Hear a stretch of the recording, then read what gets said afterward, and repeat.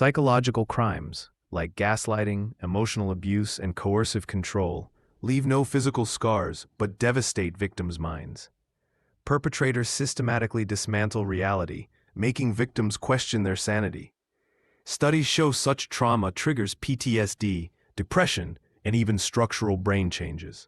Gwangju survivors' testimonies reveal how state-led psychological violence mirrored domestic abuse tactics, proving these wounds transcend contexts. Survivors describe psychological abuse as suffocating in plain sight. One recalls, "He told the therapist I was crazy, and they believed him." Isolation amplifies trauma. Societal dismissal, "It's just words," compounds shame. Elder abuse cases in Korea show similar patterns, where victims endure manipulation due to dependency. Without validation, trauma festers, rewriting neural pathways like Hesse's literary struggles with guilt. Neuroimaging reveals psychological trauma hyperactivates the amygdala, the brain's fear center, while weakening prefrontal cortex control. Chronic stress floods the body with cortisol, mimicking physical injury.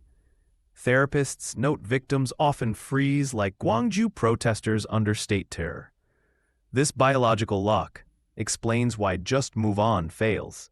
The mind replays threats, trapped in survival mode without intervention. Recovery begins when victims externalize shame.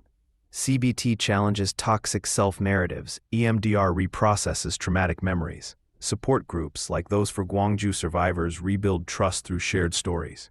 Korea's Elderly Welfare Act models systemic support, therapy subsidies, and mandatory reporting. As one survivor notes, "The first I believe you, uncaged my voice." Healing psychological wounds demands collective accountability. Judges need trauma training to recognize coercive control. Media must stop sensationalizing abuse. As Gwangju's Truth Commission showed, acknowledgement is step one. "I'm not cured," a survivor says, "but I've learned to hold my scars gently." Their hand, once trembling, now steadies another's, proving recovery is both personal and communal.